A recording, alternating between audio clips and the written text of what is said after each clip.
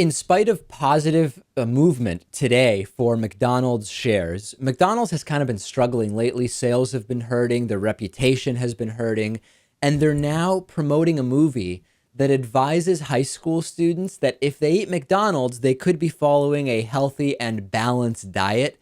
And it's obviously completely laughable. McDonald's is offering the documentary to high schools. It was produced by an Iowa high school science teacher named John Cisna, who claims that eating only McDonald's for 6 months, he lost almost 60 pounds. By the way, he was also incredibly overweight at the beginning and started exercising at the same time that he started eating only McDonald's. And the point of this movie that Cisna made was like to retort Morgan Spurlock's Super Size Me, which is now over 10 years old and was pretty much a huge indictment of McDonald's and of fast food in general.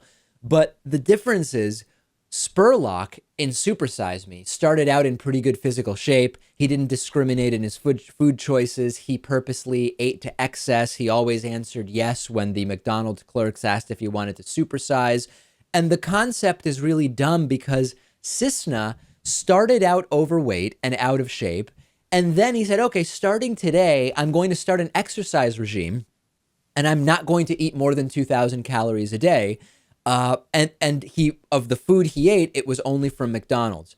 Anyone would lose weight doing that, Lewis. It's no proof of McDonald's being healthy or of McDonald's being part of a balanced diet. You're talking about someone who was habitually overeating and not exercising. And then all of a sudden they stop and they start working out and restricting their calorie intake to 2,000. You would lose weight no matter what you do in the first 6 months of that. It has nothing to do with McDonald's as a health food.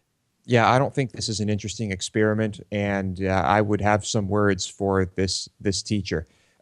This is really irresponsible because he knows, and everybody knows, that the food served at McDonald's is garbage. It's complete garbage, and it's barely fit for human consumption.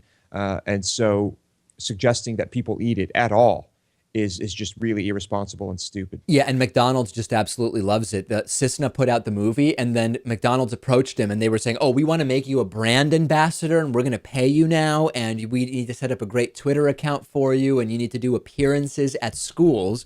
The film is just PR for McDonald's with no reasonable connection to healthy diet recommendations.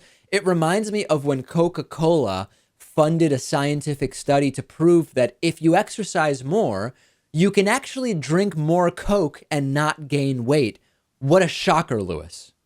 Yeah, I'm starting to think here that maybe this was the idea, that this teacher thought that perhaps they could just get this great endorsement from McDonald's and make lots of money off this. If that was the goal, congratulations, but you're still a scumbag. And the other thing that I think is also sort of deceptive about a lot of the claims that are out there about weight loss and dieting is that exercise is not a great way to lose weight. The more overweight you are, the more of an impact that exercise can have, proportionally speaking. But when you think about sort of what contributes to your weight change at the end of a week or a month, it is overwhelmingly driven by calorie intake. And if you just do basic math, you can sort of think about that. Average cardio exercise, depending on what you do, Lewis, I think burns somewhere between 500 and 800 calories per hour, right? I'm not really sure, but I can tell you that exercise is the most important thing when it comes to, staying healthy and losing weight. You're saying it is the most important thing. It is the most. Yeah. I'm saying it's not. I'm saying diet is drastically more important. And you can think about it by the numbers. One can of Coke is 140 calories. You can drink that in a few minutes. You have to work out actively for about a third of an hour to burn that same amount of calories. So my point is, for your total weight change over a given period of time, the diet is going to be overwhelmingly more impactful than the exercise is going to be. I am not understating the importance of exercise. I'm saying for people who want to lose weight, the diet is considered to be 75 to 80% of it.